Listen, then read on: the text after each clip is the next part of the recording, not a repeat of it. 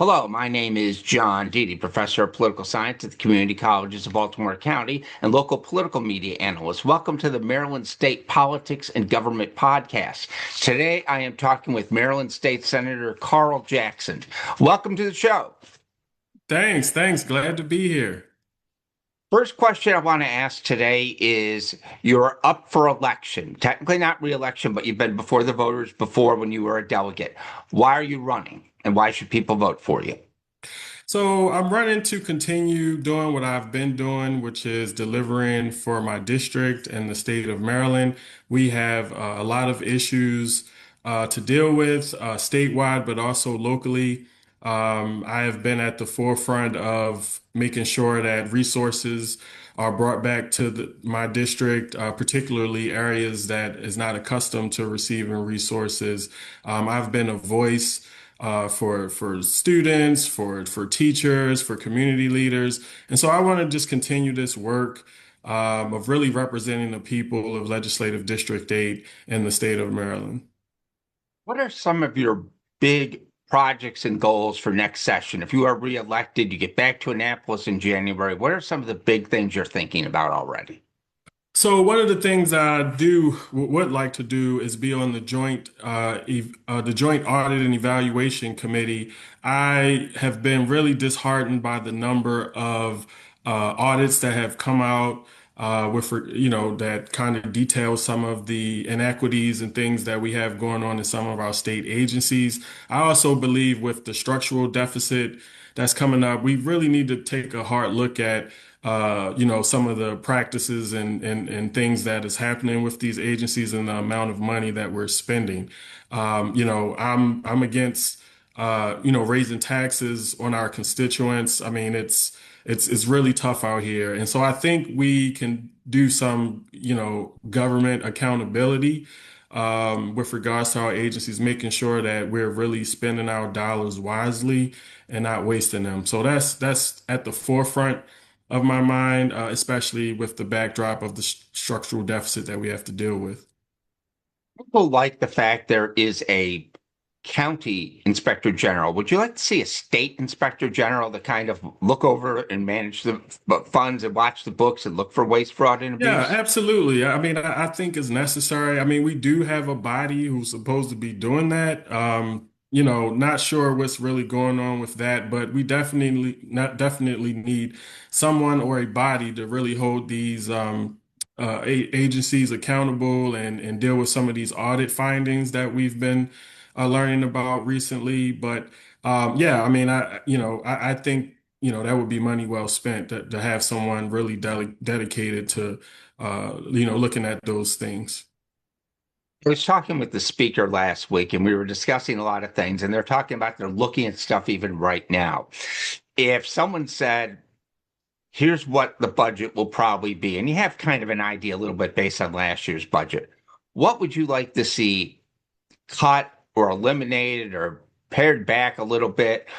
And would you consider even looking at something like the blueprint, which based on last week's ruling regarding the court ruling, that could really become a problem? Yeah. I think it's all of the above. I think we have to really get serious about going through the budget with a fine-tooth comb, really assessing the dollars that's being spent, and if we're getting the bang for our buck. Is there waste? Is there fraud going on? I think it's all of the above. We have to get serious about that. The structural deficit is serious and it's real. And, we don't need to resolve this off the backs of, our taxpayers. We need to do some inside searching and to find out, what's going on and if we can, save some money versus raising t Yeah. taxes again. All in favor of that good stuff. One thing you've had to deal with recently is the special session regarding redistricting. How do you feel that went? How do you feel about the proposal that's going to be before voters? Possibly there's going to be a court challenge that people are looking at. How do you feel about this whole process of redistricting? What's going on? Because what really was proposed last week is very different than what people wanted to do even 6 months ago. Yeah, I mean, I've been very clear that I do not support mid-cycle redistricting. I really don't understand the push to really do that with one seat. If every state was to redistrict, redraw their maps, the Democrats would still lose out. I mean, this is more Republican state legislatures than there is Democratic. So I don't really understand the one seat and going after the one seat. I think we should be respectful that the current person, despite their politics, was duly elected in that district. I think that redistricting should happen, on its normal time schedule, but the mid-cycle and redistricting, I'm not a fan of. From what I was told and what I've learned, we were making a clarification to some existing language that was misinterpreted by a judge based on a 2022 case regarding redistricting. And so that's how I viewed it. And I wanted to give my constituents the opportunity to weigh in by supporting the legislation that will be on the ballot this fall. Um, I I think it was a good thing to do to make sure that it's clarified so that no judge can misinterpret what the law or the constitutional amendment was supposed to be, which is state legislative maps are governed by our Maryland Constitution and federal maps are governed by, federal law. So that's how I saw it. And like I said, giving the voters the opportunity to weigh in, I think was a good thing.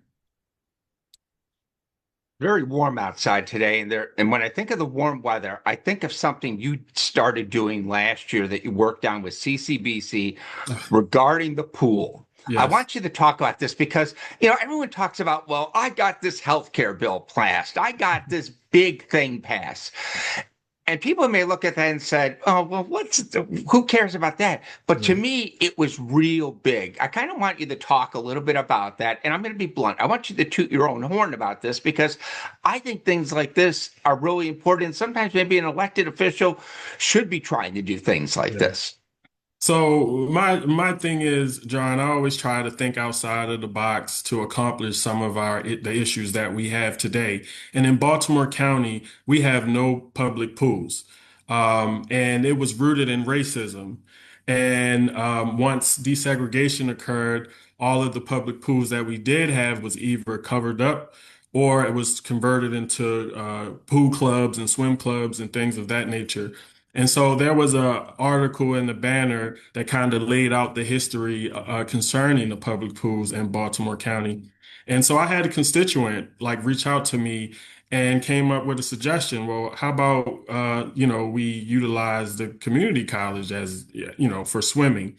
And I thought to myself, like, what a great idea. So I reached out to the president of CCBC, Dr. Kurt Nidus, and I asked if we could have community swim hours. And this was in the year of 2025. And so it was a little late in the summer. It was like around July when I reached out. She agreed, and so we were able to get a few weeks before the pool closed for the new school year at the community college where they had community swim hours for free. And so it was such a success. I was really proud of it. We had a press conference to get the word out. I really saw it as a way to accomplish resolve a situation temporarily with regards to no community pools in this county. And so it was so successful. I immediately started having conversations about expanding that program during this summer. And so the community college agreed to expand it to all three community college campuses for community swim hours. And I thought it was a good thing. I mean, adequate parking, all off of the bus line in case transportation was an issue for some folks. And we're using existing resources. It didn't take for us to spend taxpayer dollars to do this. And so I'm always about thinking outside of the box on ways we can resolve issues. But this was one issue that had direct impact. I was told there was record participation at all three campuses. I was told at Catonsville they had to like turn away some folks because the participation was so high. But yeah, I'm about action and getting things done versus talk. You know what I mean? And at the time the article was released, I guess the rebuttal to not having any pools was, well, we can go to the beach. Well, the the Gunpowder State Park is pretty far from Legislative District 8. And so I knew that wasn't a reasonable option for folks. And so, I ran with the community college idea. It worked out. And I'm so thankful for CCBC being a community partner, really stepping up to the plate, to really deal with an issue that was rooted in racism, unfortunately. One of the big frustrations I have with what's going on currently, really in Maryland politics, is I'm a commuter to CCBC. I used to take the Key Bridge, and I keep waiting, and I Mhm. keep wondering when's something going to happen.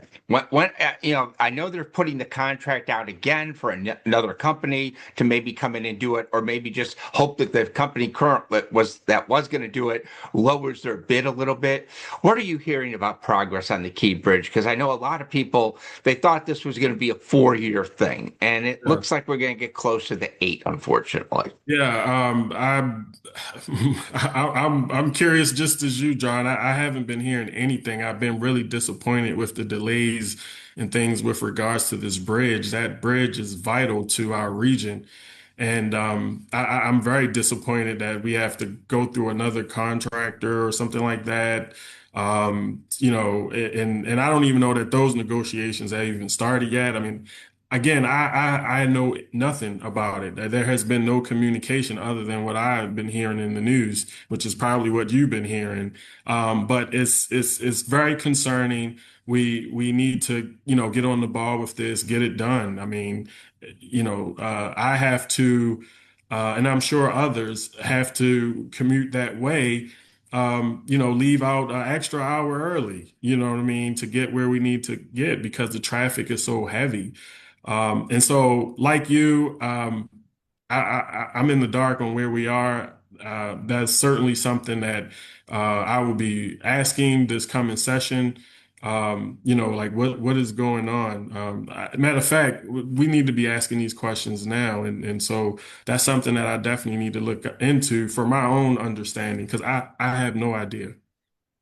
I want to say something. Anyone who's listening to this right now, I've had Republican legislators in that area say the exact identical thing you have said about being in the dark, which is kind of frustrating because the governor did like the boat tour a month ago and didn't invite any members of the General Assembly on the boat. And it's like, you guys are where the rubber meets the road, where you're more likely to hear the complaints than a member of Congress would. Absolutely. I mean, we hear it every day. I mean, I hear it. I'm one of those who's wanting it to happen so I can lessen my commute time. When I have to go to Annapolis, I took that bridge every day that I went to Annapolis.